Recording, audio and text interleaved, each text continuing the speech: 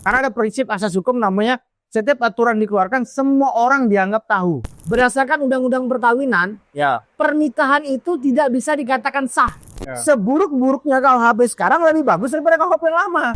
Banjir nih, musibah nih. Ya.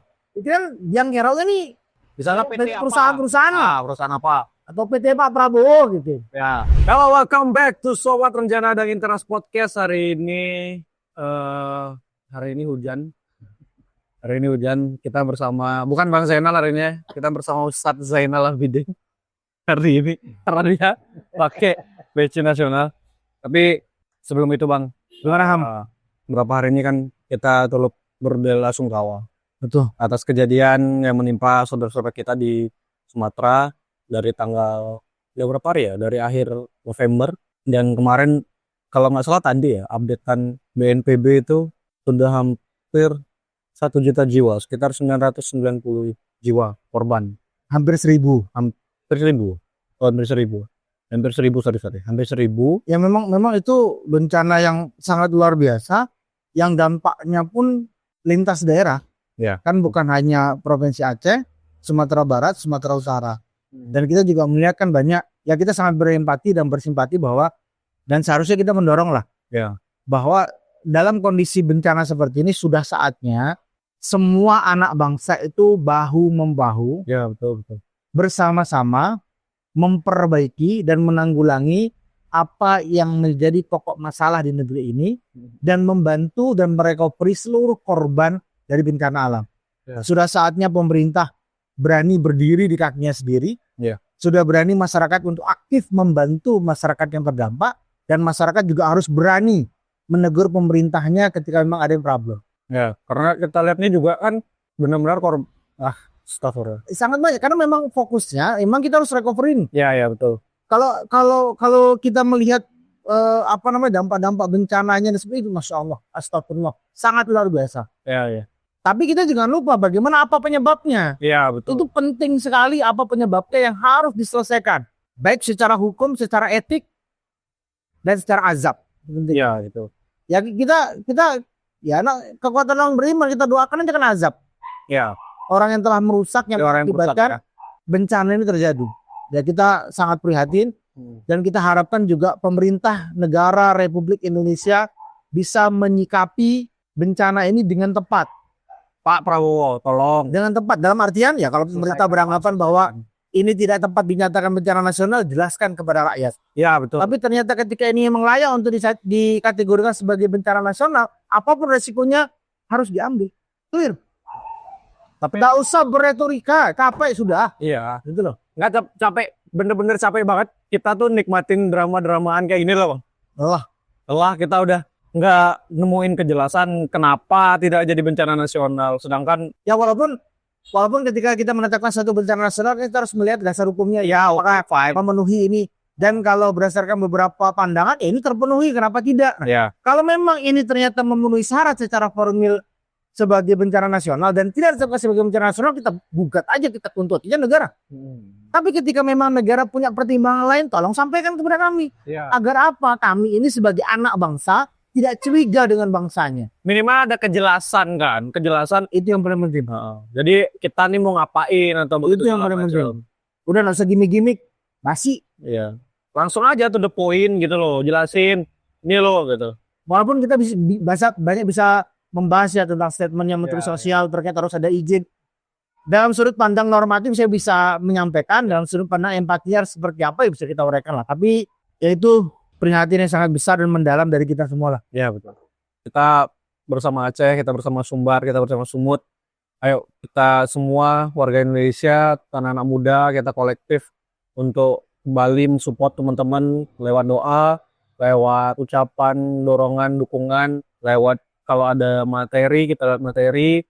Bahkan kan ada salah satu perusahaan logistik membuka jasa gratis. JNE luar biasa. Setiap bencana JNE selalu menggratiskan. Mantap, luar biasa. Bang, Nah, apa Ham? bulan depan Januari nih. Tahun baru. Ya, oke, tahun baru. Ya, Terus tahun baru. kenapa? Nah, tapi ada nih yang perlu kita tahu juga tentang maksudnya rancangan undang-undang ya. Rancangan undang-undang Ya, KUHP. Oh, udah bukan rancangan, Bukan rancangan, udah undang-undang ya, undang-undang KUHP yang akan disahkan dalam tempo yang sesingkat-singkatnya nih ya.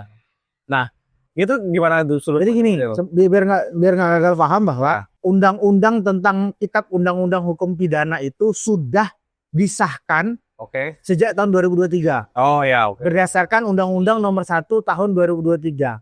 Namun pelaksanaannya adalah tanggal 2 Januari tahun 2026. Jadi pasca undang-undang itu, ini undang KUHP ya. Ya. Jadi aturan dasar tentang orang itu bisa dipenjara atau tidak dipenjara. Oh, ini dasar-dasarnya KUHP. Ini buku kitab sucinya orang hukum. Oh, oke. Ini kitab sucinya orang hukum. Undang-undangnya sudah ada sejak 2023, tapi nggak langsung berlaku, Ham. Karena pemberlakuannya butuh persiapan. Ada termin waktu gitu. Ya, makanya diberikan waktu. Pemberlakuannya adalah tanggal 2 Januari tahun 2026. Kita take video tanggal berapa ini? Ya kurang lebih tidak sampai 20 hari lagi. Ya, 20 lagi. KUHP baru sudah berlaku dan semua orang dianggap tahu. Karena ada prinsip asas hukum namanya setiap aturan dikeluarkan semua orang dianggap tahu. Baik kamu membaca atau tidak, kamu tahu atau tidak, semua orang dianggap tahu. Jadi semua orang itu dianggap sudah tahu isi pasalnya. Nah, KUHP baru nih isi pasalnya adalah 624 pasal, 37 bab. Semua orang dianggap tahu. Bang, itu tukang ngerombak yang semua orang dianggap tahu. enak baca ya, Bang. Sepanjang dia tidak gila, sepanjang dia masih balita, semua orang dianggap tahu. Orang yang cakap secara hukum dianggap tahu atas hukum ini. 624 pasal yang terdiri dari 37 bab, 2 buku. Kitab Undang-Undang Hukum Pidana itu diklasifikasi menjadi 2 buku. Itu semua orang dianggap tahu. Kamu aja bisa jadi mungkin 1-2 pasal aja yang tahu. Ada 624 pasal, semua orang dianggap tahu. Ketika kamu melanggar ya kamu dipidana. Luar biasa. Makanya ya kita perlu kasih tahu lah. Kita perlu kasih tahu. Nah, ada 2 pertanyaan, Bang. Apa? Yang pertama, apa bedanya undang-undang KUHP? Ya, KUHP aja nggak usah bahas undang dah. KUHP yang sekarang Dengan yang lama. Yang kedua, kenapa punya asas yang tadi Bang Zainal bilang bahwa semua dianggap tahu gitu. Karena kan kalau kita lihat realitanya ya kayak Bang Zainal, ya to the point aja kan, maksudnya kayak Bang Zainal tadi bilang, ya kamu aja belum tentu tahu 1-2 pasal segala macam. Ya aku aja dengan dengerin banyak sekitar 600 pasal, berapa 32 bab, itu tukang bakso juga gak tahu. Itu bakso juga gak akan tahu tuh dengan segitu pasalnya. Dan itu kan banyak banget. Ya, Nah, coba dari ini gini. dengan adanya aku lupa nanti bahasa Latinnya aku lupa. Bahasa Latinnya tentang semua orang dianggap tahu atas hukum. Oke. Disitulah kita dituntut untuk kita tuh care. Kita ini peduli dengan produk-produk legislasi yang dilahirkan oleh parlemen. Baik di tingkat pusat dalam hal ini adalah Dewan Perwakilan Rakyat, ataupun di tingkat daerah dalam hal ini adalah Dewan Perwakilan Rakyat Daerah. Baik dalam bentuk undang-undang atau dalam bentuk perda. Karena semua aturan itu ketika sudah sah diundangkan, semua orang dianggap tahu. Contoh prinsipnya kayak di Bali. Ya. Kamu tahu nggak bakar sampah itu ada sanksinya? Bahkan ada sanksi pidananya. Ada di perda. Oke. Tapi apakah semua orang tuh ada yang tahu ada yang enggak? Ya, betul. Sama. Apalagi kalau ini dalam konteks KUHP ya memang iya. Itu prinsip hukum untuk keadilan, Ham. Kenapa begini? Ini agak mendasar ya. Hukum itu ada prinsip hukum atau asas hukum yang mengatakan bahwa ubi societas ibi ius. Di mana ada masyarakat, di situ ada hukum. Oke. Hukum itu hadir di tengah masyarakat untuk mengatur dan memaksa. Oke. Agar bisa menciptakan ketertiban umum. Itu prinsipnya hukum. Jadi makanya hukum itu lahir untuk mengatur. Koloni-koloni, manusia-manusia yang berkoloni menjadi masyarakat diatur agar tertib. Dan sifatnya memaksa. Hukum itu sifatnya memaksa. Kalau nggak memaksa orang nggak patuh. Ya, betul. Dengan adanya sifat memaksa makanya ada hukuman yang berefek dengan efek jera. Dalam konteks hal ini adalah ada pidana itu tadi. Nah sekarang kita masuk nih di KUHP yang baru. Yang perlu kita pahami adalah kenapa ya negara kita ini kok berambisi banget harus menciptakan KUHP baru. Ya, gimana? Sedangkan kita dulu punya KUHP lama. Kita harus pahami KUHP lama kita apa. KUHP lama kita adalah Wetboek van Strafrecht voor Nederland Indik. Jadi Bukan KUHP data. kita diambil dari KUHP Belanda Ya. yang sudah dikodifikasi dan diperbaiki sedikit demi sedikit. Nah, Wetboek van Strafrecht dalam hal ini adalah KUHP Belanda itu diambil dari kode penal. Kode penal ini adalah hukum pidana dari zamannya Napoleon Partai. Bonaparte. Jadi prinsipnya adalah kita ayah kita adalah Belanda, kakek kita adalah Prancis. Nah, itu prinsipnya ya kalau kita bicara masalah hukum Ya, oke. Makanya prinsip utama dalam pembentukan KUHP baru adalah dekolonisasi hukum. Maksudnya apa? Mengganti paradigma hukum pidana kolonial dengan yang berakar dari nilai Pancasila, kemanusiaan, keadilan sosial, dan kearifan lokal. Itu prinsipnya yang pertama. Oke. Apa tadi bahasanya? Dekolonisasi hukum. Ya, dekolonisasi hukum. Prinsip yang kedua adalah di KUHP baru itu adanya pembaharuan sistem pemidanaan. Kalau di KUHP lama, sistem pemidanaan itu balas dendam. Kamu salah ya, kamu harus dihukum. Udah apple to apple pokoknya. Oke. Kalau yang sekarang? Istilahnya tuh kayak retributif. Oh. Tapi kalau yang sekarang itu adalah lebih mengacu kepada restoratif dan korektif. Apa maksudnya? Memulihkan keseimbangan sosial, ya, bukan sekedar balas dendam atau retributif tadi. Yang kedua, dalam pembaruan sistem pemidanaan itu adanya restoratif justice yang kita sering dengar di RG. Oke. Apa itu namanya? Mengedepankan keadilan restoratif. Maksudnya apa? Kalau emang bisa didamaikan, ya udah damaikan aja. Oh. Nah, harus dilanjutkan pemidanaannya. Toh kalau emang sudah damai, ya sudah damai. Terus adanya sistem pidana 2 jalur. Maksudnya apa, Ham?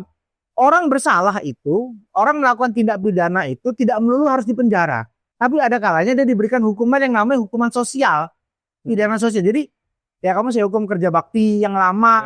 Nah, itu maksudnya, atau kamu harus belajar apa, dan sebagainya. Itu prinsip dari KUHP. Ini agak panjang, Ham. Ya. Selanjutnya, di KUHP yang baru ini memperkuat asas legalitas. Kalau orang hukum, kita paham betul bahwa prinsip dalam hukum kita adalah asas legalitas. Apa itu asas legalitas? Biar agak keren sedikit, kayak bahasa Latin. Nullum delectum nulla puna sine preve lege punali. Ya. Nullum delectum nulla puna sine preve lege punali. Tidak ada pidana, ya, tidak ada suatu perbuatan dapat dipidana jika tidak ada aturannya. Oke. Kalau di KUHP lama itu letter law, normatif. Sebatas analogi yang bisa memperluas itu. Tapi dalam asas legalitas sekarang itu diperkuat lagi. Yang pertama ada larangan analogi. Jadi tidak boleh menafsirkan pasal itu berdasarkan analogi. Yang kedua, diperkuat asas legalitas itu dengan mens rea. Kalau istilah mens rea nggak? Ya, kalau Gini, stand apa Panji? ya itulah. Kenapa ya Panji? Jadi bahasa Latinnya itu actus non facit reum nisi mens isit rea. Jadi maksudnya adalah tiada pidana tanpa kesalahan. Maksudnya kesalahan dalam hal ini adalah orang itu nggak boleh dijatuhi pidana kalau nggak ada niat jahat di dalamnya. Mens rea dimaksud di sini ada niat jahat. Kalau kamu nggak punya niat jahatnya nggak boleh. Makanya kita harus cari tahu nih apa niat jahatnya orang ini, apa mens reanya. Oh, berarti bahasa gampangnya latar belakang dia melakukan sesuatu hal pidana itu. Apa niat jahatnya? Apa motivasi dia melakukan perbuatan pidana itu? Selanjutnya di KUHP yang baru itu ada pengakuan hukum adat. Oke. Jadi living law, maksudnya hukum adat yang ada di masyarakat Indonesia, di Nusantara ini diakui dengan bahasa adalah mengintegrasikan hukum adat dalam sistem hukum nasional sebagai wujud keadilan sosial dan responsif terhadap masyarakat. Jadi ada beberapa contoh kayak gini. Di masyarakat Jawa, masyarakat Sumatera Barat, itu hukum adatnya kan lebih condong berbau syariat. Ya, oke. Ada pasal di dalam KUHP yang baru, itu pasal kumpul kebo. Jadi kalau orang udah nggak peduli dia menikah atau enggak, tapi kalau dia tinggal dengan bukan mahramnya, itu bisa dipidana. Padahal di KUHP yang dulu nggak bisa. Di KUHP yang dulu orang berzina itu bisa dipidana kalau salah satunya udah menikah. Oke. Tapi di KUHP yang baru nggak perlu kamu menikah asalkan kamu berzina. Apalagi sekarang banyak anak mahasiswa seperti itu. Ya. Itu bisa dipenjara semua tuh. Nah, gitu loh. Ada pengembangan ya. Ada 2 nih. Kalau kumpul kebo itu kan tadi dibilang adalah tidak perlu dia sudah menikah dulu baru bisa dipidana. Nah, ini pun kamu tidak menikah, Pokoknya kamu berzina, kumpul kebo, pidana. pidana kan gitu ya. Nah, gimana kalau pasal soal kalau dia misalnya beda agama? Hasilnya gimana?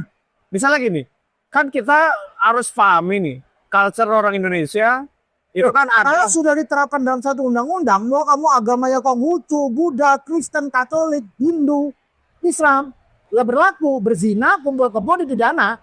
Di beda agama gimana? Hitungannya pas kumpul kebo atau gimana dalam prinsip ini? Ini lebih kompleks, Ham. Kalau kita bicara masalah nikah beda agama, berdasarkan undang-undang perkawinan, Ya. pernikahan itu tidak bisa dikatakan sah di Indonesia. Kalau dia pernikahannya tidak sah, berarti kan dia belum menikah. Ya kumpul-kumpul lah. Karena pernikahan dianggap sah itu adalah ketika pernikahan itu selain dicatatkan ke negara, dalam hal ini Rakyat City, dilaksanakan sesuai dengan agama dan kepercayaan masing-masing. Ya. Karena tidak ada satupun agama di Indonesia yang menyatakan memperbolehkan menikah lintas agama, nggak boleh. Nggak boleh. Kenalah di pasal itu jadi. Karena pasal ini. Jadi Jangan beda agama guys. bukan. Terus. Jangan suka kumpul-kumpul. Oh gitu. Oke. Nah gitu. Nah, poinnya lagi bahwa di KUHP baru itu Ham ada sistem peradilan pidana yang terpadu. Jadi prosesnya itu dari proses penyidikan, penuntutan, peradilan sampai eksekusi itu terintegrasi jadi satu kesatuan yang utuh, tidak terpisah-pisah. Jadi maksudnya adalah lapas kan yang melakukan eksekusi dengan jaksa. Ya. Itu nggak bisa dipisahkan. Jadi satu rangkaian dalam proses peradilan pidana.